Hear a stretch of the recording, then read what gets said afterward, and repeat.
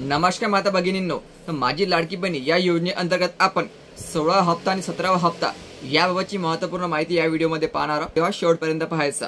तर महिलांनो, माझी लाडकी बहीण या योजनेचा 16 हप्ता या ठिकाणी जाहीर करण्यात आलेला आहे आणि हा जो हप्ता आहे हा तुम्हाला 10 नोव्हेंबरच्या आत खात्यामध्ये पाठवला जाणार आहे। याचा जी.आर. पण आलेला आहे। येणाऱ्या 5 ते 10 नोव्हेंबर पर्यंत तुमच्या खात्यामध्ये संपूर्ण पैसे पाठवले जाणार आहे। फक्त पात्र महिलांचे लक्षात ठेवायचे, ज्या महिला पात्र आहेत त्यांच्याच खात्यामध्ये पैसे पाठवले जाणार आहे।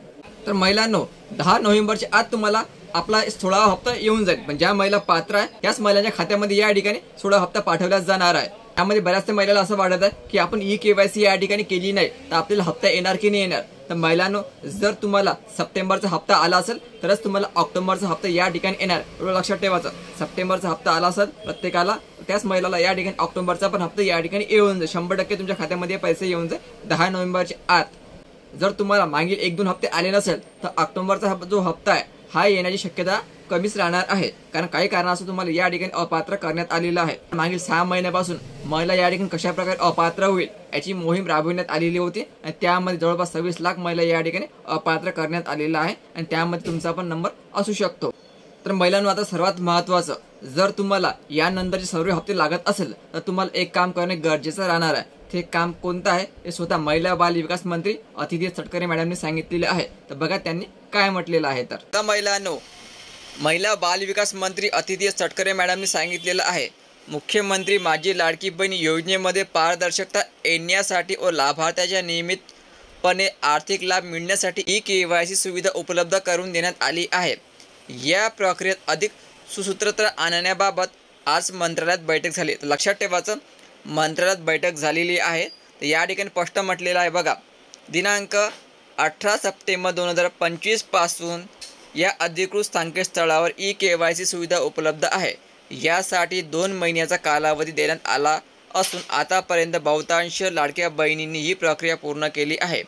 उर्वरित लाभार्थी भगिनींनी 18 नोव्हेंबर 2025 पूर्वी ई-केवायसी प्रक्रिया पूर्ण करावी असे मी सर्वांना आवाहन करते। महिलांना लक्षात ठेवा, या ठिकाणी तुम्हाला कुठल्याही प्रकारची मुदतवाढ देण्यात आलेली नाही आहे। ठीक आहे, अगोदर जाहीर केलेलं होतं की पूरग्रस्तांना 15 दिवस मिळेल, तुम्ही नोव्हेंबरच्या शेवटपर्यंत आपली ई-केवायसी करू शकता, पण या ठिकाणी 18 नोव्हेंबरची अंतिम तारीख दिलेली आहे। 18 नोव्हेंबरच्या आत तुम्हाला आपली ई-केवायसी करावी लागणार आहे। म्हणजे मी सांगितलेलं होतं तुम्हाला 17 नोव्हेंबर, जर ही ई-केवायसी पूर्ण केली नाही तर तुम्हाला या ठिकाणी नोव्हेंबरचे हप्ते येणार नाही आहे। लक्षात ठेवायचं, नोव्हेंबरचे हप्ते तुम्हाला या ठिकाणी मिळणार नाही आहे। तर ज्या महिलांनी आपली ई-केवायसी पूर्ण केलेली आहे त्यांना डिसेंबरपासून पैसे यायला सुरुवात होणार आहे। ठीक आहे, 17 हप्ता तुम्हाला डायरेक्ट डिसेंबरमध्ये मिळेल आणि ज्यांनी ई-केवायसी पूर्ण केलेली आहे त्यांनाच हे पैसे मिळेल।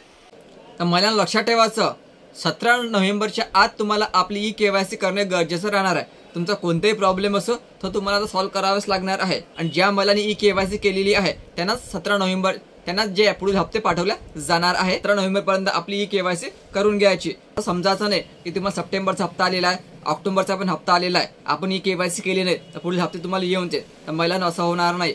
आता तुम्ही ई-केवायसी करा की नका करू, तुम्हाला हप्ते या ठिकाणी येऊन जाईल, पण जर तुम्ही 17 नोव्हेंबर पर्यंत आपली ई-केवायसी केली नाही तर तुमची योजना या ठिकाणी बंद होणार आहे, एवढं लक्षात ठेवायचं। आणि जो ऑक्टोबरचा जो हप्ता हा तुम्हाला 10 नोव्हेंबरच्या 100% पाठवला जाणार आहे। तर व्हिडिओ खूप महत्त्वाचा, जास्तीत जास्त महिलांपर्यंत हा व्हिडिओ शेअर करा आणि व्हिडिओला लाईक करा। धन्यवाद।